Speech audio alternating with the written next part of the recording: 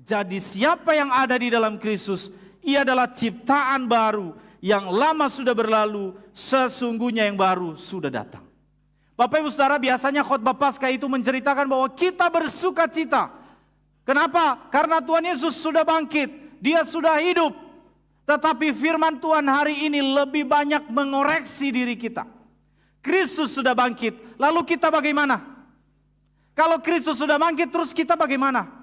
Apakah sebatas kita merayakan, kita bersuka cita, kita bernyanyi, bergembira, kita merayakan Paskah dengan acara-acara yang meriah dan segala macam? Apakah itu cukup untuk kita lakukan di hari Paskah ini?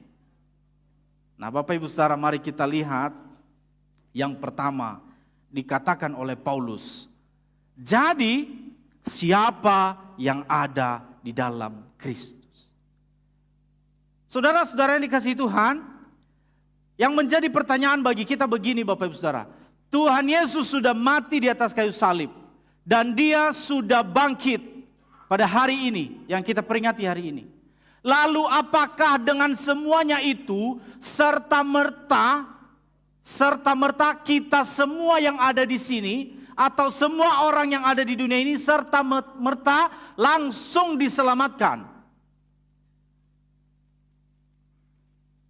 Paulus menjelaskan kepada kita bahwa seseorang tidak akan pernah bisa diselamatkan kalau dia tidak ada di dalam Kristus. Kalau dia tidak dilahirkan kembali, dia harus lahir baru di dalam Kristus. Artinya di sini bahwa dikatakan di bahasa Yunaninya Bapak Saudara, en Christo, di dalam Kristus. Ini sebenarnya ada konsep teologis yang sangat dalam. Ini menyentuh identitas, menyentuh keselamatan dan kehidupan orang percaya. Artinya bahwa Yesus sudah bangkit, tetapi kita dituntut untuk ada selalu di dalam Kristus, en Christo. Jadi Bapak Ibu Saudara, kita harus ada di dalam Kristus. Maka kita disebut sebagai orang-orang yang percayakan kebangkitan Kristus. Ada banyak orang merayakan hari kebangkitan Kristus, tapi sebenarnya dia tidak ada di dalam Kristus. Itu yang sebenarnya simpelnya Paulus mengatakan begitu. Kamu harus ada di dalam Kristus. Kita harus berada di dalam Kristus, menyatu dengan Kristus. Maka kita sesungguhnya percuma kita rayakan kebangkitan, tapi kita tidak ada di dalam Kristus. Nah Bapak Ibu Saudara, bagaimana kita ada di dalam Kristus? Maka dilanjutkan oleh Paulus. Kita ada di dalam Kristus itu adalah kita harus lahir baru, menjadi ciptaan yang baru. Ia adalah ciptaan yang baru. Nah, lahir baru itu disebutkan dalam Yohanes 3 ayat 3. Ini Tuhan Yesus sendiri yang berkata Bapak Ibu Saudara. Yesus menjawab katanya, Aku berkata kepadamu, sesungguhnya jika seorang tidak dilahirkan kembali, ia tidak dapat melihat kerajaan Allah. Bapak Ibu Saudara, ini pertanyaan yang sangat penting ketika seorang masuk sekolah teologi dan ketika seseorang mau disidi atau baptis dewasa. Pertanyaan mendasar paling pertama yang ditanyakan kepada mahasiswa dan kepada peserta sidi baptis dewasa. Kamu sudah lahir baru apa belum? Kamu sudah lahir baru apa belum? Bapak Ibu Saudara, Bapak Ibu tahu apa lahir baru? Lahir baru adalah momen ketika kita mengambil keputusan untuk percaya kepada Yesus sebagai satu-satunya Tuhan dan Juru Selamat kita. Kenapa Tuhan Yesus mengatakan bahwa seseorang harus dilahirkan kembali? Karena ketika kita lahir dari rahim ibu kita, maka tidak serta-merta kita langsung percaya Yesus Bapak Ibu. Atau ada di sini yang lahir, terus kemudian bertambah dewasa, tiba-tiba ya memang saudara dari sononya dia percaya sama Yesus. Enggak. Kalaupun kita sudah lahir lalu kita Kristen, itu karena kita mewarisi tradisi dari papa mama kita. Karena mereka Kristen, ya kita Kristen. Tetapi bukan berarti kita sudah lahir baru. Maka dalam perjalanan kehidupan kita ada satu momen di mana kita mengambil keputusan dan di mana kita memiliki keyakinan, oh benar, Dia Tuhan dan Juru Selamat pribadiku. Adakah momen itu di antara Bapak Ibu? Dan biasanya kejadiannya berbeda-beda. Kalau Paulus, momennya adalah ketika dia lagi dalam perjalanan menuju Damsyik untuk membunuh orang-orang Kristen. Di tengah-tengah jalan dia mengalami kebutaan. 3 hari, 3 malam lamanya. Lalu pada waktu itu Tuhan Yesus menyatakan diri kepadanya. Lalu dia menjadi percaya kepada Yesus. Saya punya kisah tersendiri di mana saya lahir baru. Ada rekan-rekan Pak Penatua Reksila TK datang ke SMA kami waktu dulu mereka melakukan KKR. Saya ingat betul mereka menyampaikan tentang khotbah tentang pengampunan. Lalu di saat itulah saya bertobat, saya lahir baru. Saya sudah SMA, saya baru lahir baru di situ. Saya pikir kita semua punya cerita dan harus punya kisah di mana kita mengambil keputusan Tuhan Yesus Juru Selamatku. Dan Tuhan Yesus berkata seseorang harus dilahirkan kembali. Nah, ini titik awal di mana kita percaya kepada Yesus Kristus. Maka setelah kita lahir baru, kita memiliki identitas yang baru. Bukan lagi identitas yang lama. Kita punya paradigma yang baru. Lalu kita punya tujuan hidup yang baru. Ini orang-orang yang sudah dilahirkan kembali. Semua baru, semua baru. Nah, artinya Bapak Ibu Saudara bahwa kekristenan itu bukan sekedar perbaikan moral, tetapi transformasi identitas. Pada waktu kita lahir baru, nama kita tercatat di sana. Identitas kita tercatat di sana. Maka Paskah mengubah siapa kita, bukan hanya apa yang kita lakukan. Ya, sekali lagi, Paskah itu kebangkitan Kristus mengubah siapa kita, bukan hanya mengubah apa yang kita lakukan. Jadi kita punya identitas yang baru. Itu adalah ciptaan baru. Ya, biarlah di Paskah ini menjadi perenungan bagi kita. Atau mungkin ada di antara kita yang belum lahir baru. Bapak Ibu bisa kami tuntun. Silakan datang kepada kami. Jangan-jangan sejak lahir sampai sekarang mengenai ketuhanan Yesus Kristus saja masih ragu. Masih belum percaya sungguh-sungguh. Maka ini perlu ditolong. Perlu disampaikan. Perlu dituntun. Bahwa seseorang hanya bisa berada di dalam Kristus ketika dia sudah lahir baru. Ini yang sangat penting.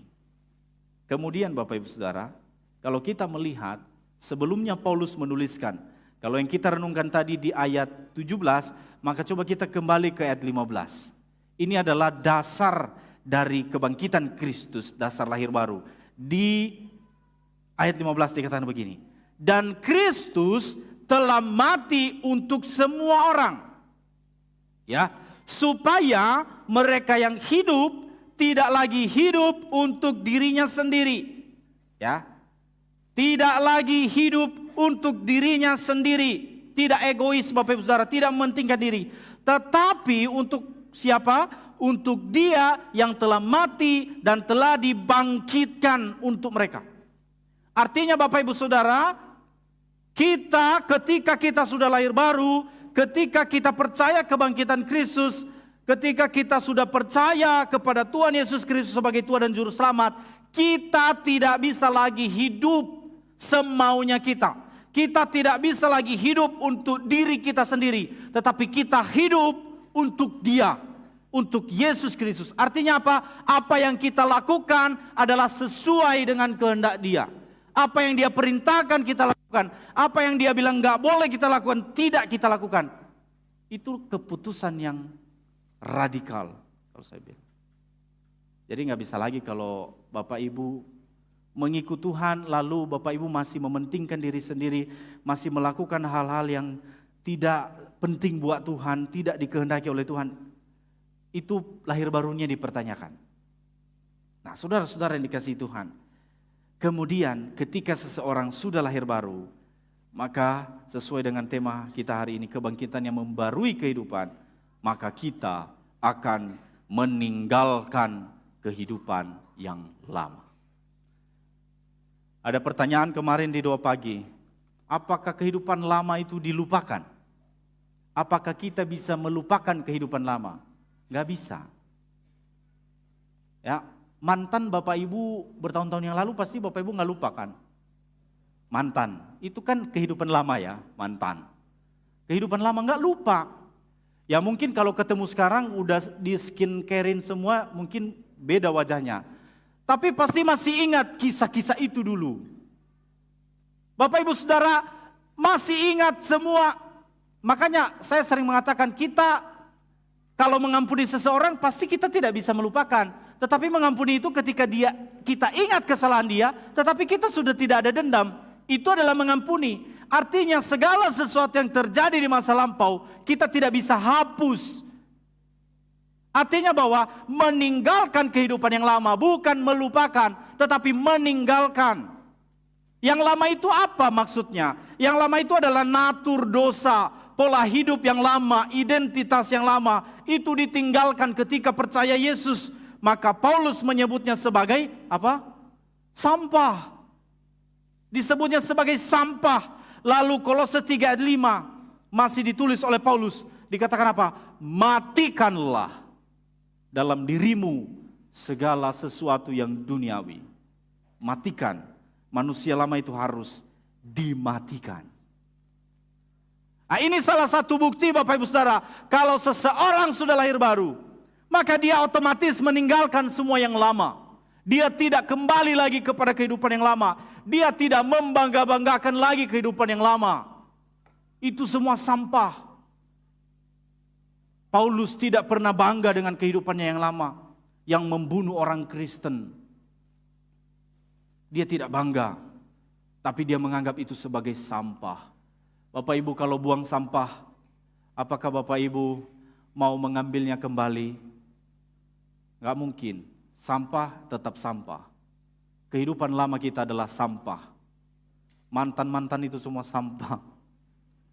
Kehidupan lama kita sampah.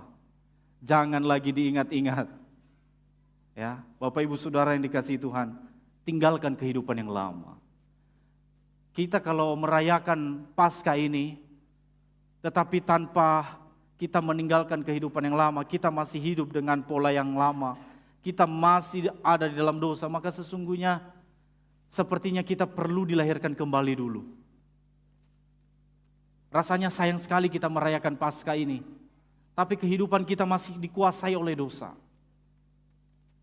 Saudara-saudara, lalu kalau kita melihat Bapak Ibu Saudara, di dalam perjanjian baru ini, di sini dibuat list. Saya mencoba membuat lebih sistematis, Bapak dan Tua ya.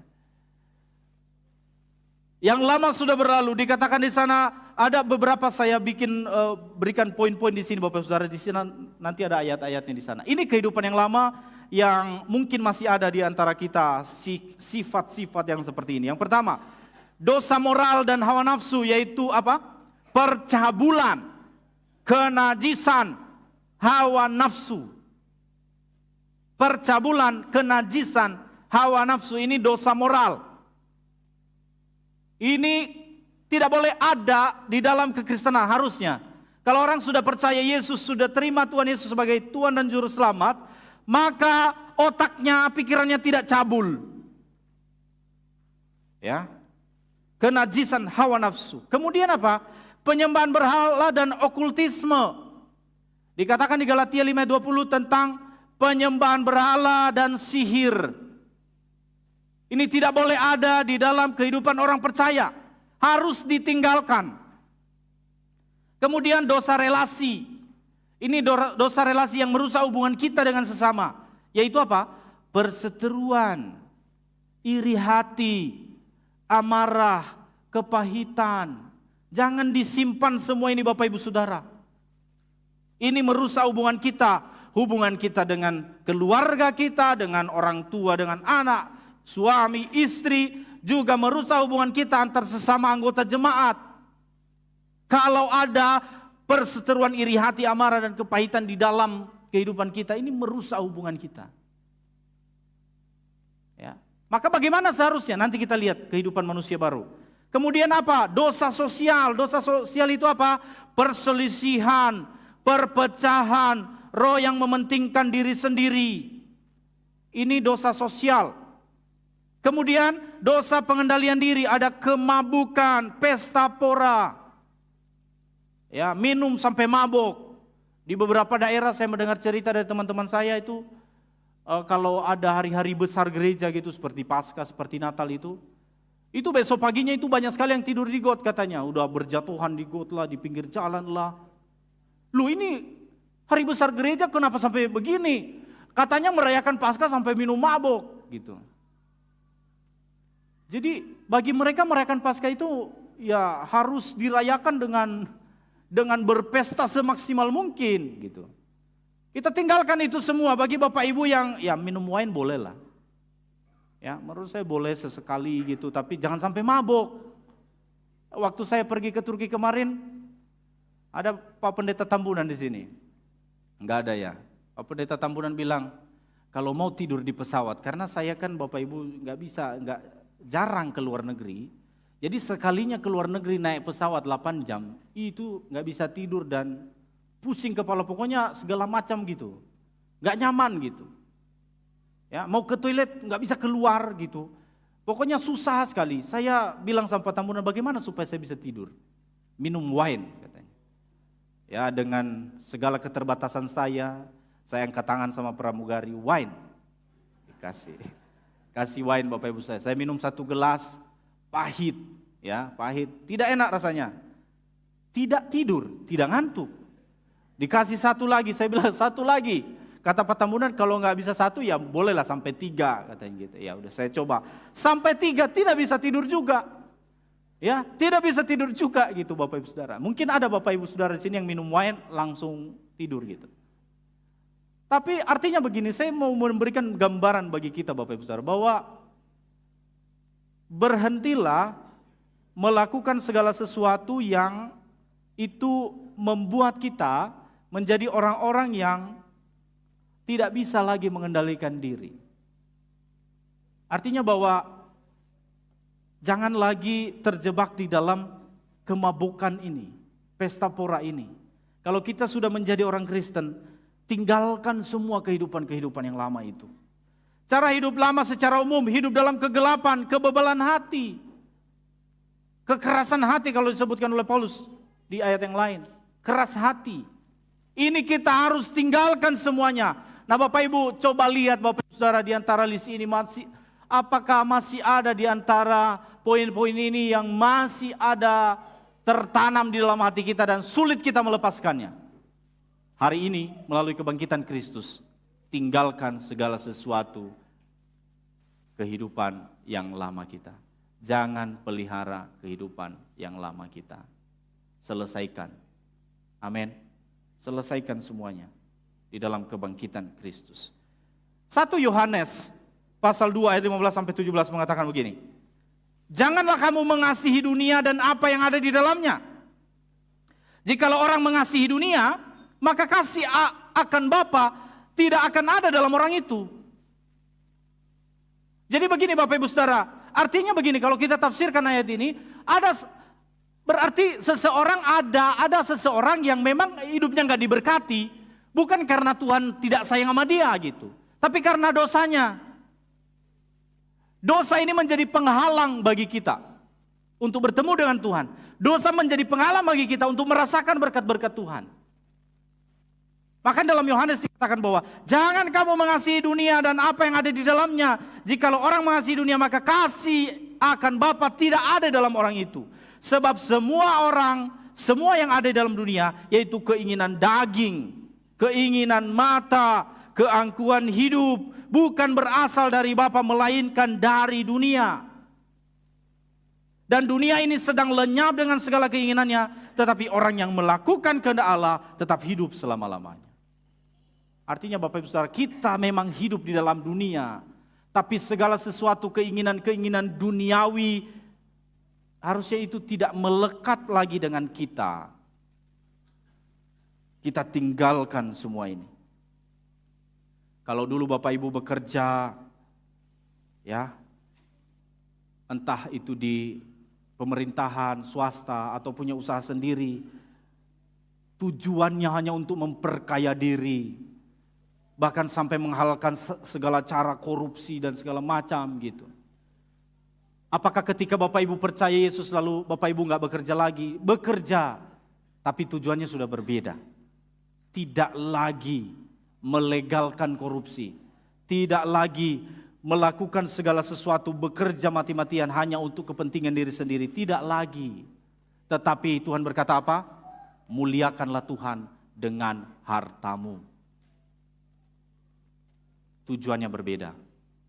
Sasarannya udah berbeda ketika orang sudah percaya Yesus. Lalu Yakobus pasal 4 ayat 4 mengatakan, hai kamu orang-orang yang tidak setia, tidakkah kamu tahu bahwa persahabatan dengan dunia adalah permusuhan dengan Allah? Artinya ketika kita masih menyimpan segala sesuatu yang lama tadi, perbuatan-perbuatan yang lama, secara tidak langsung kita sedang bermusuhan dengan Allah. Secara tidak langsung kita sedang melawan Allah, menjadikan Allah sebagai musuh kita. Jadi barang siapa hendak menjadi sahabat dunia ini, ia menjadikannya musuh Allah, menjadikan dirinya musuh Allah. Saudara-saudara yang dikasihi Tuhan, maka sebaiknya bagaimana kehidupan kita dalam kebangkitan Kristus ini? Ini yang dituliskan dalam beberapa kitab Paulus, yaitu hidup dalam perbuatan yang baru. Sesungguhnya yang baru sudah datang. Apa itu? Yang pertama buah roh, ini sudah jelas kita hafal. Kasih, sukacita, damai sejahtera, kesabaran, kemurahan, kebaikan, kesetiaan, kelemah lembutan, penguasaan diri. Ini yang seharusnya ada di dalam diri orang-orang percaya. Kemudian apa? Hidup dalam kasih dan kekudusan. Mengasihi, hidup kudus, lalu menjauhi dosa. Sikap hati yang baru, rendah hati, lemah lembut, sabar. Kemudian apa? Relasi yang dipulihkan, mengampuni, saling mengasihi. Kemudian pikiran dan perkataan yang baru, berkata benar, membangun. Tidak kotor, perkataannya tidak kotor. Kemudian hidup yang berkenan kepada Allah, melakukan kehendak Tuhan, hidup dalam terang. Ini semua sudah ada ayat-ayatnya. Pedomannya semua sudah ada. Hanya saja memang berat Bapak Ibu Saudara. Ketika kita sudah melakukan, sudah terbiasa dengan kehidupan lama. Untuk membaharuinya seperti tema kita. Untuk mengubahnya kepada sesuatu yang baru, itulah proses yang tidak mudah. Itulah proses yang tidak mudah. Maka sekali lagi kita lihat list ini. Di mana kita berada? Atau Bapak Ibu di list yang sebelumnya tidak ada, di list yang ini juga tidak ada.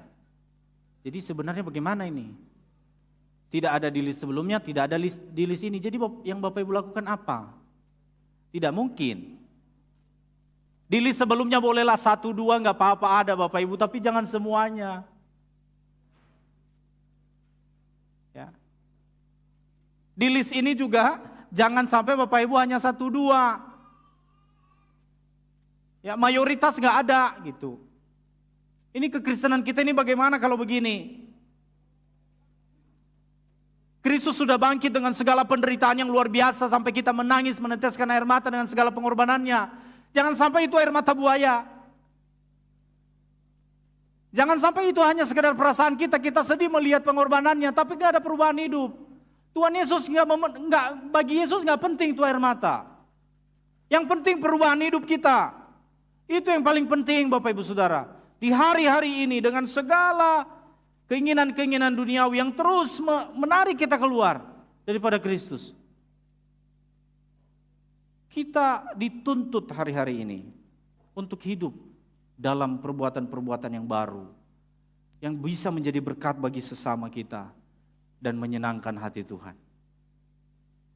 Bapak Ibu Saudara, mari di Paskah ini kita bersuka cita. Bukan hanya sekedar karena dia sudah hidup, tetapi justru karena dia hidup, ya, dia melihat semua kita, kehidupan kita bagaimana saat ini. Saudara, sebagai penutup dari khotbah saya, yang pertama bahwa Kristus telah bangkit, ini adalah kemenangan atas dosa dan maut. Sekali lagi bahwa bersyukurlah kita percaya dengan Tuhan Yesus Kristus. Tidak ada Allah yang seperti Dia. Dia satu-satunya Tuhan, Juru Selamat di dunia ini. Tidak ada yang bisa melakukan apa yang seperti Tuhan Yesus kita lakukan. Yang kedua, kebangkitan Kristus bukan hanya untuk dirayakan, tetapi untuk dialami dalam hidup kita.